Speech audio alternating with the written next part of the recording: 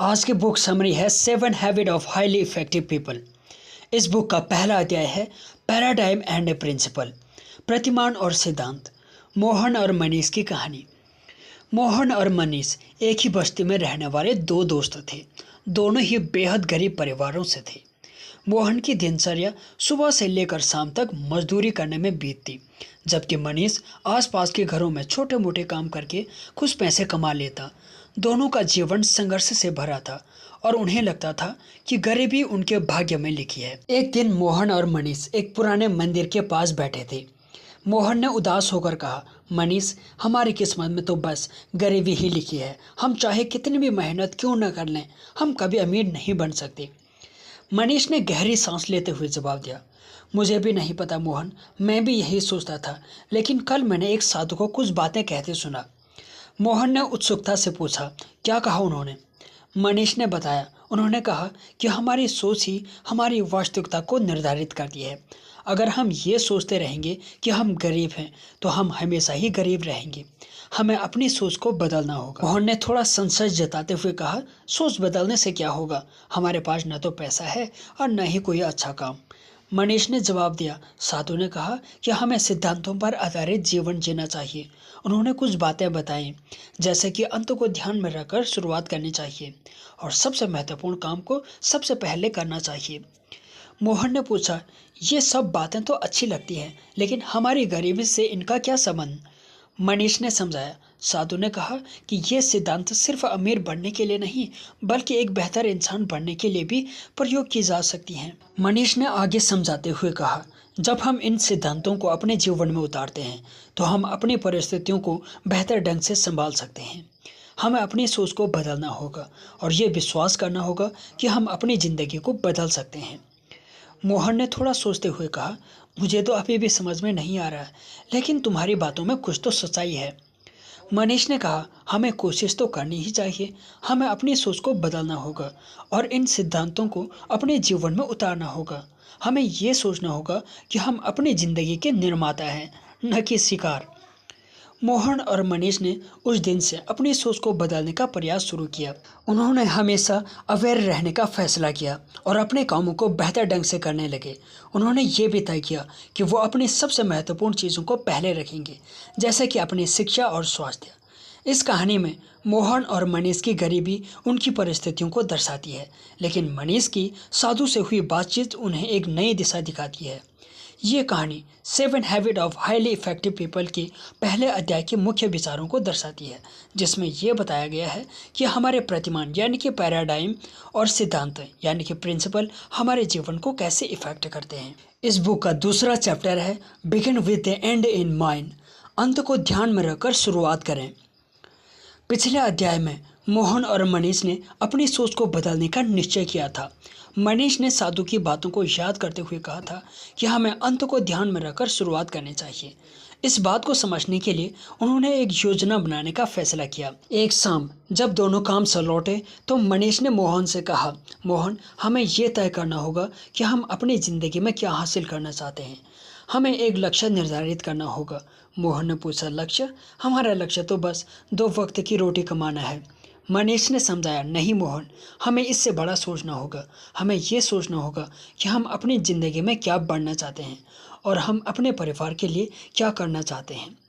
मोहन ने थोड़ा सोचते हुए कहा, मुझे नहीं पता, मैंने कभी इतना नहीं सोचा। मनीष ने कहा, कोई बात नहीं, हम साथ मिलकर सोचेंगे। चलो एक कागज़ पर लिखते हैं कि हम अपनी ज़िंदगी में क्या हासिल करना चाहते हैं। दोनों ने एक कागज़ लिया और अपनी इच्छाओं को लिखना शुरू किया। मोहन ने लिखा कि वो अपने परिवार के लिए एक छोटा सा घर बनाना चाहता है और अपने बच्चों को अच्छी शिक्षा देना चाहता है। मनीष ने लिखा कि वो एक बिजनेसमैन बनना चाहता है और अपनी बस्ती के लोगों की मदद करना चाहता है। जब दोनों ने अपनी इच्छाओं को लिख लिया तो मनीष ने कहा, अब हमें ये सोचना होगा कि हम इन लक्ष्यों को कैसे हासिल करेंगे। हमें एक योजना बनानी होगी। मोहन ने पूछा, योजना? हमें तो बस मेहनत करनी आती है। मनीष ने समझाया, मेहनत तो ज़रूरी है, लेकिन हमें सही दिशा में मेहनत करनी होगी। हमें तय करना होगा कि हमें कौन से कदम उठाने हैं और कब तक उन कदमों को पूरा करना है। उन्होंने अपनी योजनाओं को छोटे छोटे कदमों में बांटा। मोहन ने तय किया कि वो शाम को कुछ घंटे पढ़ाई करेगा ताकि एक बेहतर नौकरी पा सके। मनीष ने तय किया कि वो आसपास के दुकानदारों से व्यापार के बारे में सीखेगा और धीरे धीरे अपना छोटा सा व्यवसाय शुरू करेगा। उन्होंने एक समय सारिणी बनाई जिसमें उन्होंने अपने हर काम के लिए समय निर्धारित किया। उन्होंने ये भी तय किया कि वो हर सप्ताह अपने प्रगति की समीक्षा करेंगे और अपनी योजनाओं में ज़रूरी बदलाव जरूर लाएंगे। मनीष ने कहा, मोहन, हमें ये याद रखना होगा कि हमारे लक्ष्य रातों रात पूरे नहीं होंगे। हमें धैर्य रखना होगा और अपनी योजनाओं पर लगातार काम करते रहना होगा। मोहन ने कहा, तुम सही कह रहे हो मनीष, हमें अपनी सोच को बदलना होगा और अपनी ज़िंदगी को बेहतर बनाने के लिए लगातार प्रयास करते रहना होगा। इस अध्याय में मोहन और मनीष ने अंतों को ध्यान में रखकर शुरुआत करने के सिद्धांतों को समझा। उन्होंने अपने लक्ष्यों को निर्धारित किया और उन्हें हासिल करने के लिए एक योजना बनाई। उन्होंने ये भी समझा कि उन्हें धैर्य रखना होगा और अपनी योजनाओं पर लगातार काम करते रहना होगा। इस कहानी में मोहन और मनीष ने 7 habit of highly effective people के दूसरे अध्याय के मुख्य विचारों को दर्शाया, जिसमें यह बताया गया कि हमें अपने लक्ष्यों को निर्धारित करना चाहिए और उन्हें हासिल करने के लिए एक योजना बनानी चाहिए। इस बुक का तीसरा चैप्टर है पुट फर्स्ट थिंग फर्स्ट, सबसे महत्वपूर्ण चीज़ों को पहले रखें। पिछले अध्याय में मोहन और मनीष ने अपने लक्ष्यों को निर्धारित किया और उन्हें हासिल करने के लिए एक योजना बनाई। अब उन्हें यह सीखना था कि सबसे महत्वपूर्ण चीज़ों को पहले कैसे रखा जाए। मोहन और मनीष ने पाया कि उनकी दिनचर्या में कई ऐसी चीज़ें थीं जो उनके लक्ष्यों से जुड़ी नहीं थी, जैसे कि बिना मतलब दोस्तों के साथ गप्पे मारना और देर रात तक टीवी देखना। उन्होंने महसूस किया कि इन चीज़ों में अपना समय बर्बाद करके वो अपने लक्ष्यों से दूर होते जा रहे हैं। एक दिन मनीष ने मोहन से कहा, मोहन, हमें अपने समय का सही इस्तेमाल करना होगा। हमें ये तय करना होगा कि हमारे लिए सबसे महत्वपूर्ण क्या है। हमें उन चीज़ों को सबसे पहले करना होगा जो हमारे लिए सबसे महत्वपूर्ण है। मोहन ने पूछा, लेकिन मनीष, हम कैसे तय करेंगे कि हमारे लिए सबसे महत्वपूर्ण क्या है? मनीष ने समझाया, हमें अपने लक्ष्यों को देखना होगा। जो चीज़ें हमें हमारे लक्ष्य के करीब ले जाती हैं वो हमारे लिए सबसे महत्वपूर्ण हैं। उन्होंने एक कागज़ पर अपने सभी गतिविधियों की सूची बनाई और उन्हें 4 श्रेणियों में बांटा। पहली श्रेणी महत्वपूर्ण और तत्काल। ये वो काम थे जो उन्हें तुरंत करने थे और जो उनके लक्ष्यों के लिए महत्वपूर्ण थे। दूसरी श्रेणी महत्वपूर्ण लेकिन तत्काल नहीं। ये वो काम थे जो उनके लक्ष्यों के लिए महत्वपूर्ण थे लेकिन उन्हें तुरंत करने की कोई आवश्यकता नहीं थी। तीसरी श्रेणी तत्काल लेकिन महत्वपूर्ण नहीं। ये वो काम थे जो उन्हें तुरंत करने थे लेकिन जो उनके लक्ष्यों के लिए महत्वपूर्ण नहीं थे। चौथी श्रेणी न तो तत्काल और न ही महत्वपूर्ण। ये वो काम थे जो उन्हें न तो तुरंत करने थे और न ही उनके लक्ष्यों के लिए महत्वपूर्ण थे। उन्होंने पाया कि वो अपना अधिकांश समय तत्काल लेकिन महत्वपूर्ण नहीं और न तो तत्काल और न ही महत्वपूर्ण गतिविधियों में बर्बाद करते थे। मोहन ने कहा, लेकिन मनीष, ये गतिविधियाँ तो हमें आराम देती हैं। मनीष ने समझाया, आराम करना भी ज़रूरी है लेकिन हमें ये सुनिश्चित करना होगा कि हम अपने लक्ष्यों को नज़रअंदाज ना करें। हमें अपने समय का सही इस्तेमाल करना होगा। मोहन ने अपनी पढ़ाई के लिए अधिक समय निकाला और मनीष ने व्यापार के बारे में सीखने के लिए अधिक समय निकाला। उन्होंने ये भी तय किया कि वो हर दिन कुछ समय अपने परिवार के साथ बिताएंगे क्योंकि परिवार उनके लिए महत्वपूर्ण था। उन्होंने ये भी सीखा कि नहीं कहना कितना महत्वपूर्ण है। जब उनके दोस्त उन्हें बिना मतलब की गतिविधियों के लिए बुलाते तो वो विनम्रता से नहीं कह देते। इस अध्याय में मोहन और मनीष ने सबसे महत्वपूर्ण चीज़ों को पहले रखने के सिद्धांतों को समझा। उन्होंने अपने समय का सही इस्तेमाल करना सीखा और अपने लक्ष्यों को हासिल करने के लिए अधिक मेहनत की।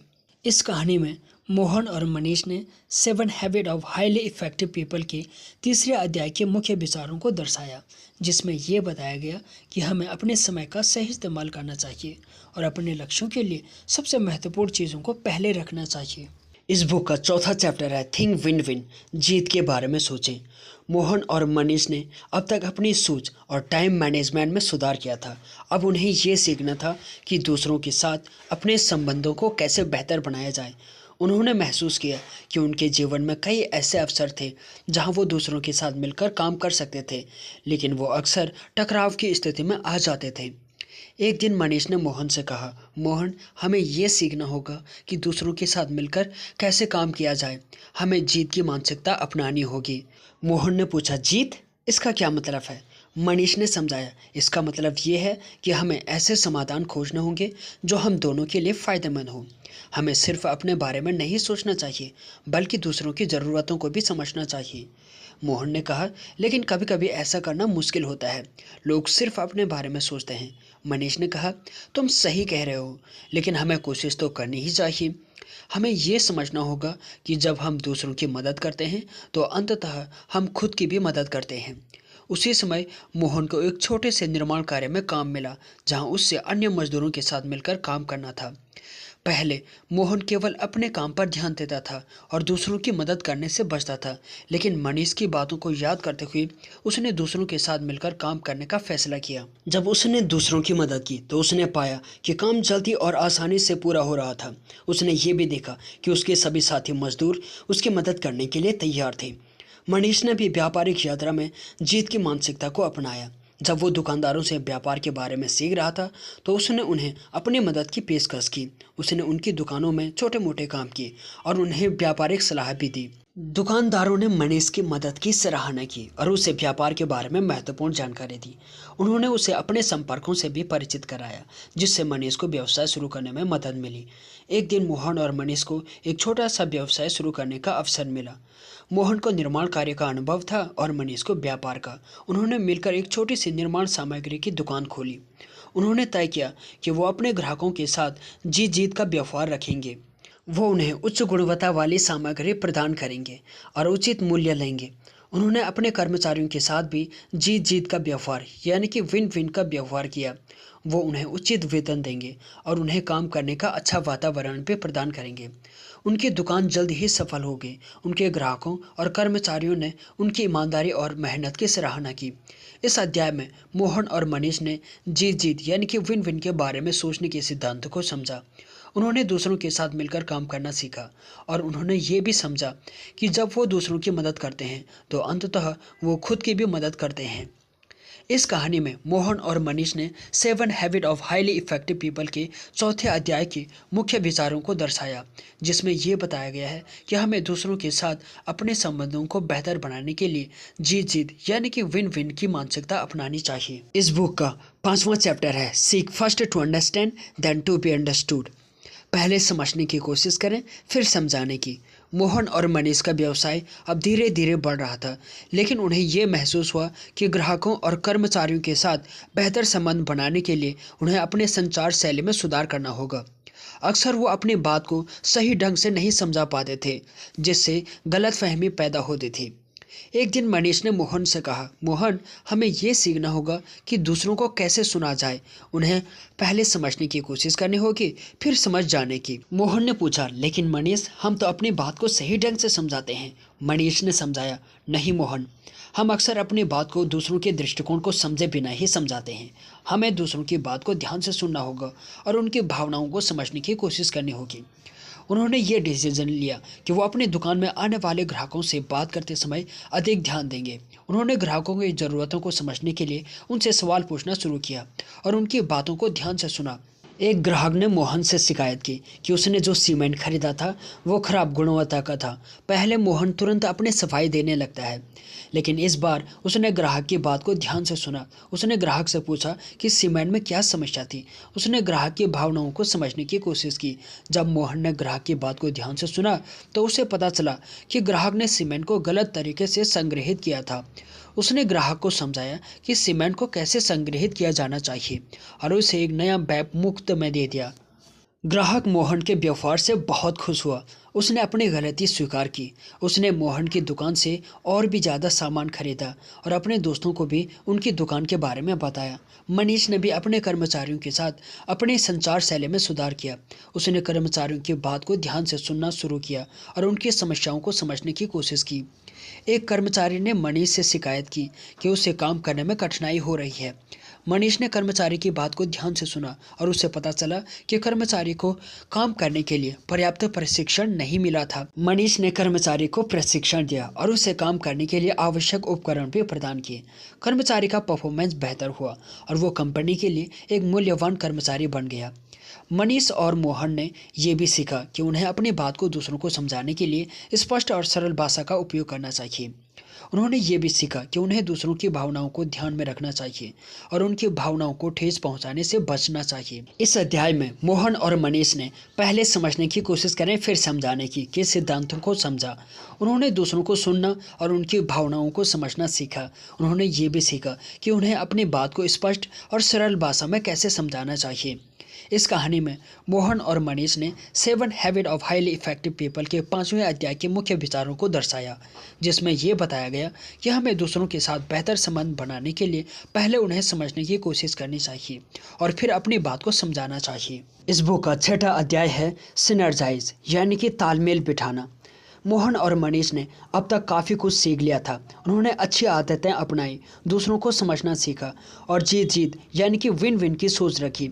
लेकिन उन्हें यह भी पता चला कि असली ताकत तब आती है जब वो मिलकर काम करते हैं और अपने अलग अलग गुणों को एक साथ लाते हैं। एक दिन मनीष ने मोहन से कहा, मोहन, हम दोनों मिलकर बहुत कुछ कर सकते हैं, हमें तालमेल बिठाना सीखना होगा। मोहन ने पूछा, तालमेल बिठाना ये क्या होता है? मनीष ने समझाया, इसका मतलब है कि जब हम मिलकर काम करते हैं तो हम अकेले काम करने से ज़्यादा बेहतर नतीजे ला सकते हैं। हम अपनी अलग अलग ताकतों को मिलाकर एक नई ताकत बना सकते हैं। मोहन और मनीष ने देखा कि उनकी दुकान में अलग अलग तरह के ग्राहक आते हैं। मोहन को निर्माण सामग्री की तकनीकी जानकारी थी और मनीष को ग्राहकों से बात करने और व्यापार करने का अनुभव था।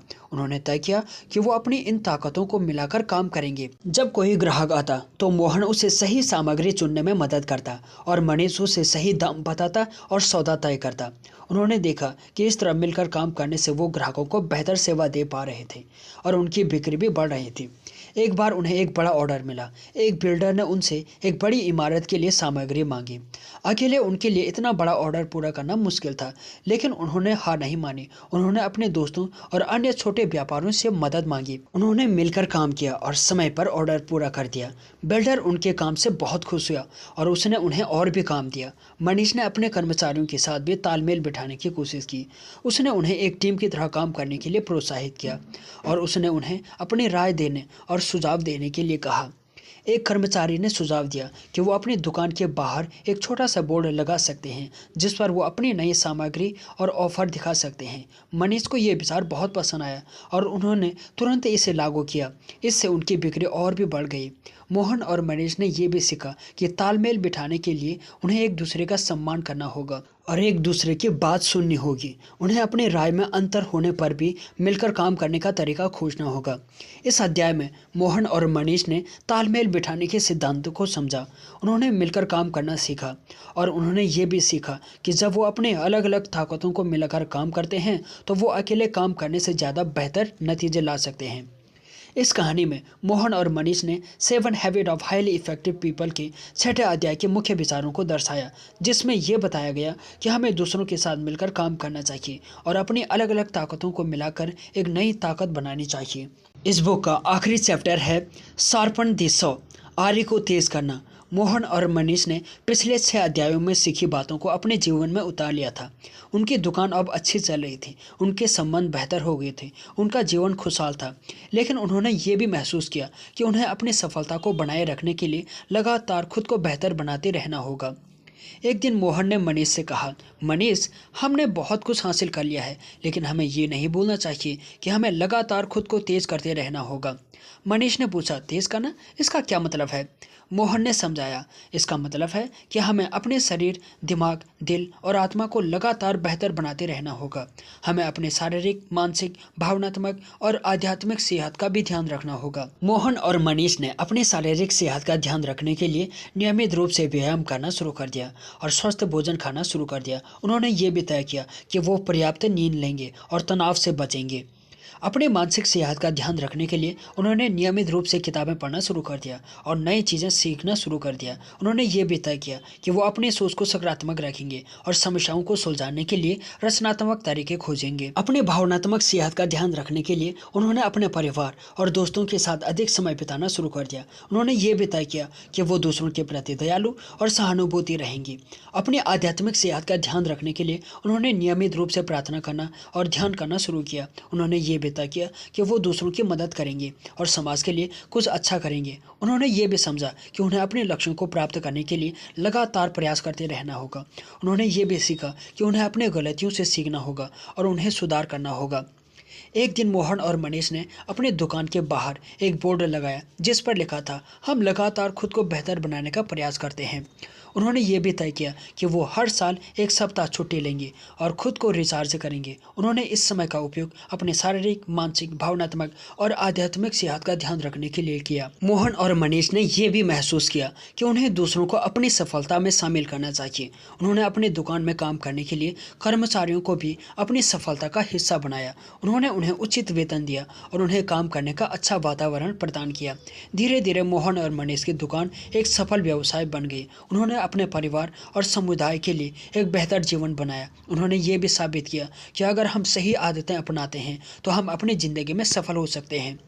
इस अध्याय में मोहन और मनीष ने आर्य को तेज करने के सिद्धांत को समझा। उन्होंने ये भी सीखा कि उन्हें अपनी सफलता को बनाए रखने के लिए लगातार खुद को बेहतर बनाते रहना होगा। उन्होंने ये भी सीखा कि उन्हें अपने शारीरिक, मानसिक, भावनात्मक और आध्यात्मिक सेहत का ध्यान रखना होगा।